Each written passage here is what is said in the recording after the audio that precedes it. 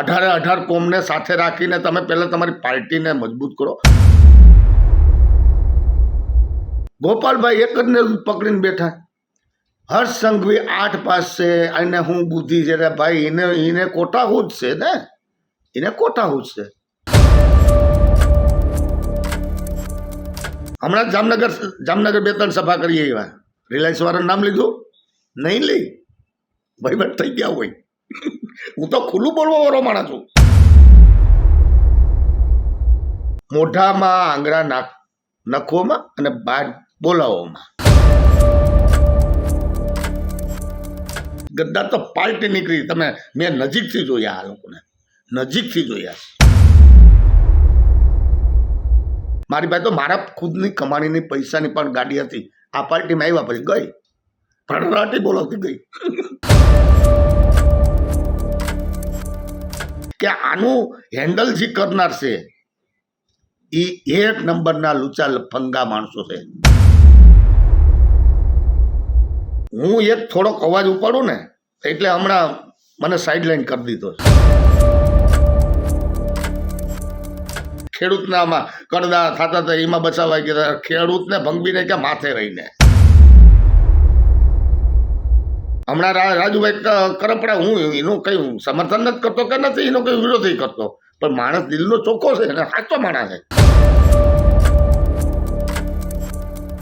આના કરતો હું ન બતાવું તો મારી ઇન્સાનિયત તરીકે હું એક ગુનેગાર ઠેરાવ. હજુ સુધી તમે અમારી ચેનલને સબસ્ક્રાઇબ નથી કરી તો અત્યારે જ ન્યૂઝરૂમ ગુજરાતને સબસ્ક્રાઇબ કરો, ફેસબુક અને ઇન્સ્ટાગ્રામ પર ફોલો કરો.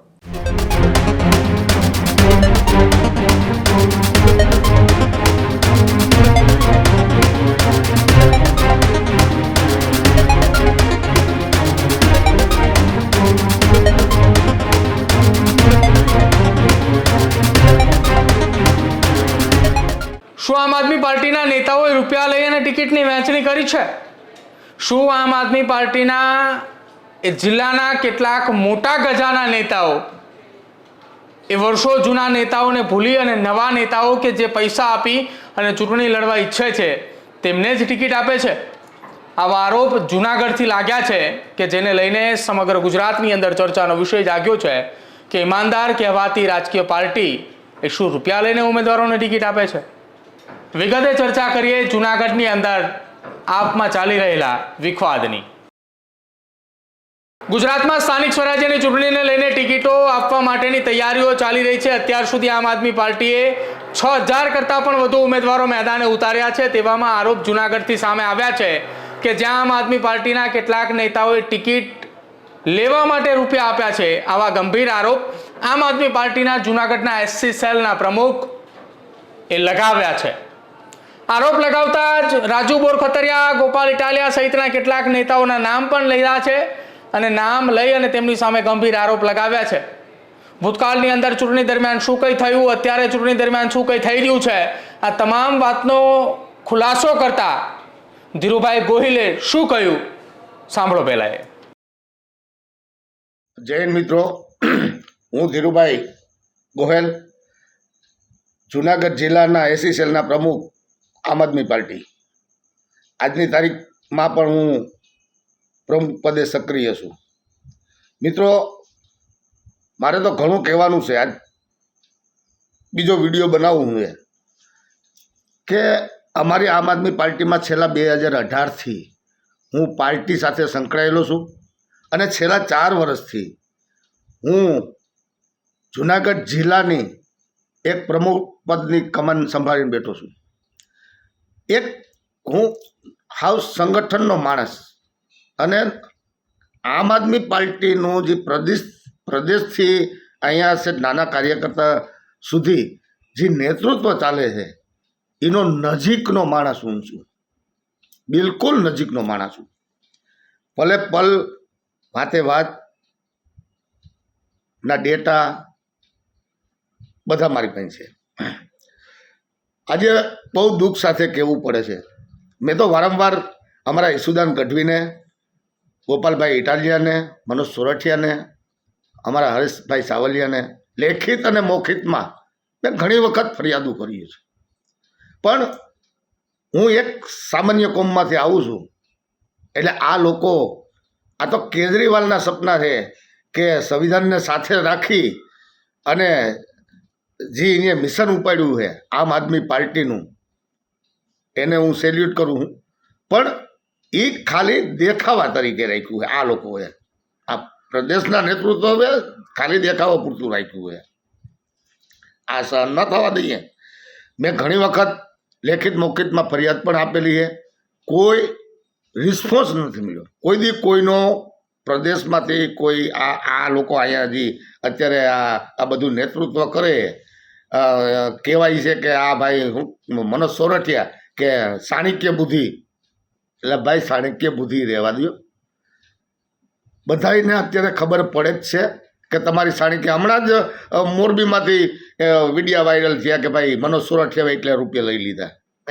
નથી અહીંથી કેટલા રાજુભાઈ બોટખતરિયા કેટલો તોડ કરે છે બધાને ખબર છે. અને હું તો હવે સંગઠનનો માણસ છું એટલે મને તો બધી ડેટાની ખબર છે, પલ્લે પલની ખબર છે.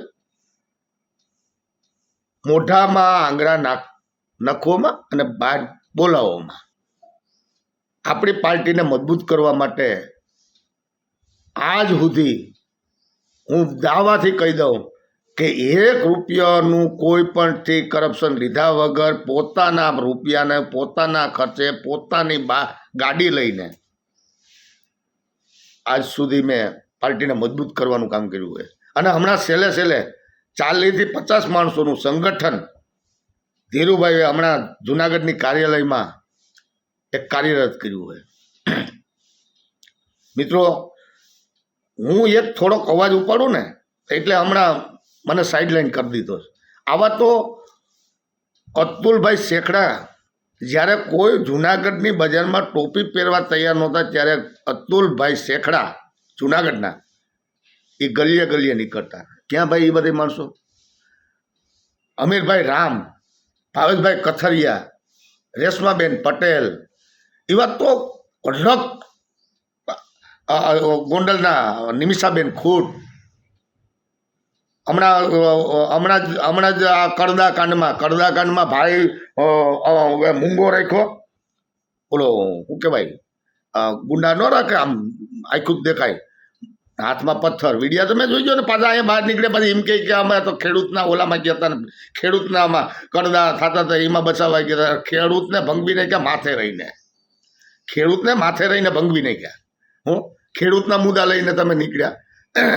હમણાં રાજુભાઈ કરપડા, હું એનું કંઈ સમર્થન નથી કરતો કે નથી એનો કંઈ વિરોધ કરતો, પણ માણસ દિલનો ચોખ્ખો છે અને સાચો માણસ છે એ પોતે કહી છે. આ લોકોને ઘાલવામાં એકબીજાની હમણાં ઈસુદાનનું ને ભાઈ ગોપાલ ઇટાલિયાનો વાદાકૂટ ચાલુ થઈ ગઈ. એક કે મારે મુખ્યમંત્રી બનવું ને એક કે મારે ભાઈ તમે 3.5 ઉમેદવારો આમ આદમી પાર્ટીના ધારાસભ્ય બન્યા.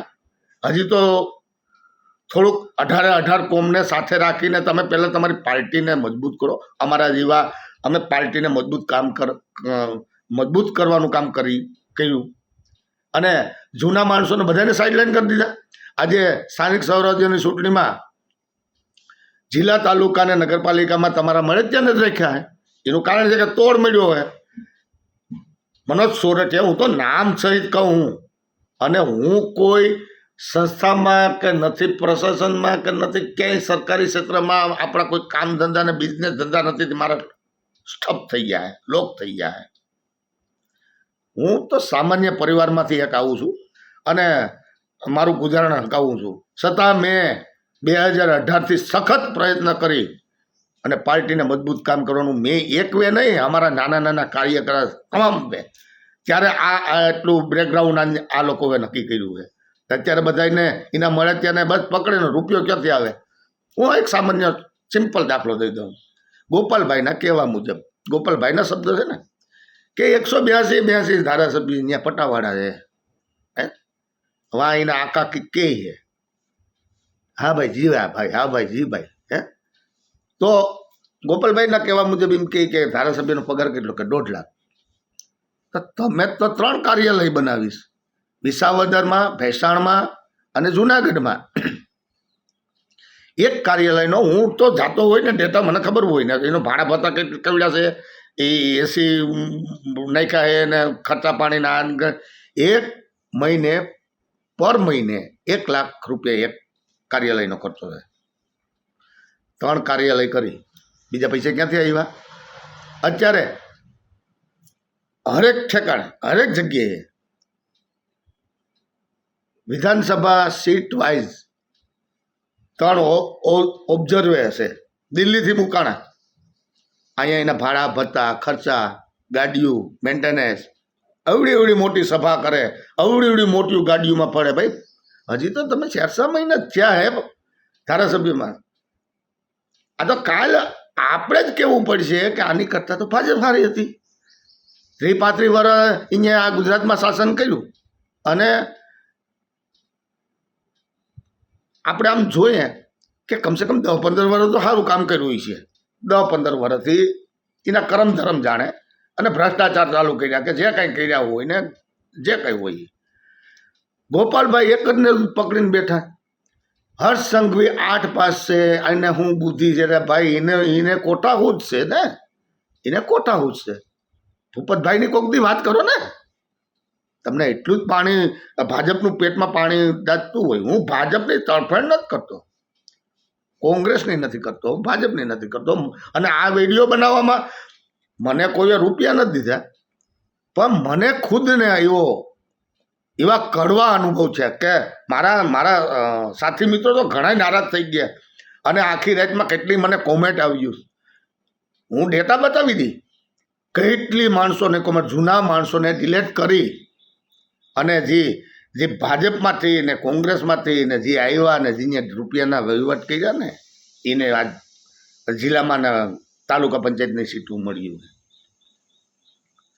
મિત્રો મારે તો કંઈ, મને તો શોખ જ નથી. મારે તો રાજકારણી થઈને નહોતો આવ્યો, રાજકીય વ્યક્તિ થઈને હું રાજકારણમાં આવ્યો હતો. હું તો આ કેજરીવાલના જે મુદ્દા હતા કે ભાઈ શિક્ષણ, આરોગ્ય અને રોજગાર, આવા મુદ્દા માટે હું રાજકીય વ્યક્તિ બનીને આવ્યો હતો, રાજકારણી થઈને નહીં. મારે કાં જરૂર છે? મારે ધારાસભ્યને થવું, સંસદ સભ્યને થવું કે જિલ્લા પંચાયતનો સભ્ય નથી. મારા સાથી મિત્રોએ અમુકે કીધું હતું કે ધીરુભાઈ, જે બાબા સાહેબના સંવિધાનની નીચે જે અધિકાર તમને મળે છે, તો આજે તમે જિલ્લા પ્રમુખ છે તો તમે એક સીટ માટે તો ઉમેદવારી નોંધાવો. ત્યારે મેં વડાલ સીટ માટે આ ઉમેદવારી ગોપાલભાઈના કહેવાથી નોંધાવી. ત્યારે ગોપાલભાઈને મજા આવતી હતી. આજે ગોપાલભાઈને વહીવટું મળે છે. હમણાં જ જામનગર 2-3 સભા કરીએ એવા રિલાયન્સ વાળાનું નામ લીધું નહીં, લઈ વહીવટ થઈ ગયા હોય. હું તો ખુલ્લું બોલવા વાળો માણસ છું અને ક્લિયર ચોખ્ખું અને પ્રૂફ સાથે 2025માં નગરપાલિકાની ચૂંટણી ગઈ જુનાગઢની, એકેય ઉમેદવાર અમારો ન આવ્યો. કેમ કે જ્યાં 3 ઉમેદવાર ઊભા રાખવાના હોય ત્યાં માંડ એક જ રાખ્યો. હામાં માણા પાછી વહીવટ થઈ ગયો કે ભાઈ તું એકાદો ઉમેદવાર અહીંયા ઊભો રાખી દે ને, જીવો તેવો, અને હું કહું એટલે ફોર્મ ખેંચી લેવા દો એટલે હું બિનહરીફ થઈ જાઉં. રાજીવનગર જુનાગઢમાં રાજુનગરમાં તપાસ કરી લ્યો. મારે પ્રૂફ દેવાની જરૂર નથી. છે જ બધાય અવડી મોંઘી ગાડીઓ. નકર તો હું શિક્ષકની તેવડ છે હવે 10-12 હજાર રૂપિયાનો પગાર વાળી ને આવી મોંઘી ગાડીઓ લઈને ફરવા વાળાની શું તકલીફ શું છે? મારી પાસે તો મારા ખુદની કમાણીની પૈસાની પણ ગાડી હતી. આ પાર્ટીમાં આવ્યા પછી ગઈ, ભરભરાટી બોલાવતી ગઈ. કાંઈ વાંધો નહીં. કહેવાનો મિનિમમ ગોપાલભાઈએ એક સરસ કામ કર્યું હોય કે તમારા પોતાના જમીર જગાડો. આજે સામાન્યથી સામાન્ય માણસ પોતાનો અવાજ બને છે, પ્રશાસનને પૂછે છે કે ભાઈ આમ છે, ખોટું છે, આ ફલાણું છે, ઢીકડું છે. મસ્ત કામ કર્યું. બાકી તો રીલું બનાવે છે. ફલાણા 5-15 બાયુને ભેગા કરી કે જણને ભેગા કરીને ભજીયા પ્રોગ્રામ કરે અને રીલ ચાલુ રાખે. વિડીયો સખત કેટલાક વિડીયા જોવા, કેટલાક સેન્ડ કરવા. થાકી ગયા, માનસિક થાકી ગયા. અને આજે અમારે આ જેટલા પ્રવાહ અત્યારે આમ આદમી પાર્ટીમાં પ્રવાહ વધ્યો ને, હું તો 2018માંથી છે અને કોણ પહેલાં સ્ટાર્ટિંગમાં જોડાણું ને એના ડેટા પણ મારી પાસે બધાના છે. વધારેમાં વધારે કોળી સમાજ, વધારેમાં વધારે દલિત સમાજ અને વધારેમાં વધારે મુસ્લિમ સમાજ આ આમ આદમી પાર્ટીના પાયાના અને શરૂઆતના કાર્યકર્તા છે. અત્યારે તો પ્રવાહ વધી ગયો, 18 વરણ અટાણે તો હવે આમાં વળીએ, પણ એને ખબર નથી કે આનું હેન્ડલ જે કરનાર છે એ એક નંબરના લુચા ફંગા માણસો છે. ઉપરથી નેતૃત્વ સારું છે, પણ પ્રદેશથી જે નીચે આવ્યું ને, એક નંબરના તાનાશાહી સરકાર, તાનાશાહી જેવું વર્તન વર્તે છે. જેવા તેવાને ફોન નથી કરતા. તમે અંદરો મારા કોઈ સાથી મિત્ર હોય ને, કોઈ વિડીયાના માધ્યમથી કોઈને કોઈ ફોન તો કરજો. ગોપાલ ઇટાલિયા અને ઈસુદાન ગઢવીને ફોન નહીં ઉપાડે. 2018માંથી ટ્રાય કરી, કોઈ દી ધીરુભાઈને ફોન નથી, સિંગલ ફોન નથી આવ્યો. શું કરવા? સામાન્ય પરિવારમાંથી ને સામાન્ય જ્ઞાતિમાંથી હું આવું છું, અને આ તો હું સહન ન કરી શકું. હરેક માણસ આ પાસે આંગળા હરખા ન હોય. પોતાનું સન્માન છે, અને આજે આ પબ્લિકને હું ન બતાવું, આના કરતું હું ન બતાવું તો મારી ઇન્સાનિયત તરીકે હું એક ગુનેગાર ઠેરાવ. મારે બતાવવી પડે, ખુલ્લા પાડવા પડે કે હજી તો સિંગારી થઈ, સિંગારીને ડાંભી દીજો. કારણ કે હજી તો 3.5 ધારાસભ્ય છે તો આટલું ભ્રષ્ટાચાર ચાલુ કરી દીધો તો આ કદાચ તાલુકા પંચાયત ને જિલ્લા પંચાયતની સીટોમાં બેસી જાય ને, ત્યારે આ સામાન્ય પબ્લિકનો કોઈનો આરો નથી. હું એમ નથી કહેતો કે કોંગ્રેસને દીજો કે ભાજપને દીજો, તમારી ઈચ્છા પ્રમાણે તમારું જમીન ચગાડી અને તમારા આ નેતાઓને જરીક જોઈજો. હા, બોલવાની સ્પીચ મોટી છે, માણસ આકર્ષાઈ જાય, પણ આકર્ષાઈ જાય એ તો ઓલા ખેલ કરવાવાળા શું કહેવાય, બહુ રૂપિયા પણ એવું કરતા છે. તે વખતે મોદી સાહેબ પણ મારે ભાઈઓ બહેનો એટલે એની માથે આધારિત હોય. એમ નહીં જોવાનું, એનું તર્ક કરજો, જોઈજો, વિચારજો, પછી તમે વોટિંગ કરજો. ભાજપ સરકાર એમ કહી કે કોંગ્રેસે હતી, શું કરી લીધું? આ ટેકનોલોજી, આ મીડિયા, આ મોબાઈલો ને આ નથી ને સોશિયલ મીડિયાને એને 5-10 વર્ષ કે 15-20 વર્ષ થયા, ત્યારે નહોતું. અને એ સરકાર ત્યારે હોત ને તો આનાથી એટલો આ જે મૂંડી દીઠ એટલો કરજો મૂક્યો ને, એ કરજો પણ ન હોત. અત્યારે ગેસના બાટલાના ભાવ સાંભળો, થાળીયું ને તાલીયું વગાડાવો. હું વિરોધ તો બધા ન કરું ભાઈ, ખુલ્લો છે ને, હું સ્વતંત્ર છે ને, આ ભારતનો નાગરિક છું ભાઈ. સાજુ હું નથી કહેતો, હું આવતા વિડીયોમાં ઘણું બધી કહીશ. અત્યારે તો પણ આ આમ આદમી પાર્ટીમાં આજની તારીખમાં હું જિલ્લા પ્રમુખ છું, અને મને કોઈએ પૈસો દીધીને વિડીયા બનાવવાનો કીધું નથી, કે મને કોઈ પાર્ટીમાં કે કોંગ્રેસમાં આવતા રહ્યો કે ભાજપમાં આવતા, આજ સુધી કોઈ આમંત્રણ પણ નથી દીધું. ખાલી એમ ન કહેતા કે ધીરુભાઈ ગદ્દાર નીકળ્યા. ગદ્દાર હું નથી, ગદ્દાર તો પાર્ટી નીકળી. મેં નજીકથી જોયા, આ લોકોને નજીકથી જોયા, એટલે આ મારે વિડીયો બનાવવો પડ્યો. તો મિત્રો, આ બને ત્યાં સુધી વધુમાં વધુ શેર કરજો, અને આપણી ભોળી જનતાને, એમાં ખાસ કરીને હું તો 3 કોમનો હુકેનો ઉલ્લેખ કરું છું કે અમે 18થી જે આ જોઈન્ટ થયા ને, ત્યારે દલિત સમાજ, મોમેનિયન સમાજ ને કોળી સમાજનો મોટો ફાળો છે. અને આ 3 સમાજને આ લોકો મૂકી દીધી છે. 3 સમાજને આખા ગુજરાતમાં આનો પડઘો પાડી દીધો. ને એક સીટ હું તો ન્યા લગન કહું કે એક સીટ આવવી ન જોઈએ હવે, એટલું મને નફરત થઈ ગઈ છે આમ આદમી પાર્ટી. બાકી 1 નંબરનો પાયાનો કાર્યકર ધીરુભાઈ ગોહેલ હતા. જય હિન્દ, નમસ્કાર. તો હાલ ધીરુભાઈ ગોહિલના નિવેદનને લઈને સમગ્ર ગુજરાતની અંદર ચર્ચાઓ ચાલી રહી છે કે શું આમ આદમી પાર્ટીના નેતાઓને જે ટિકિટ આપવામાં આવી છે એ ટિકિટ રૂપિયાથી ખરીદી છે? કેમ કે વર્ષોથી મહેનત કરતા કાર્યકર્તાઓની ટિકિટ કપાતા તેઓએ સોશિયલ મીડિયાના માધ્યમથી વિડીયો બનાવીને એક બાદ એક ખુલાસાઓ કરી રહ્યા છે.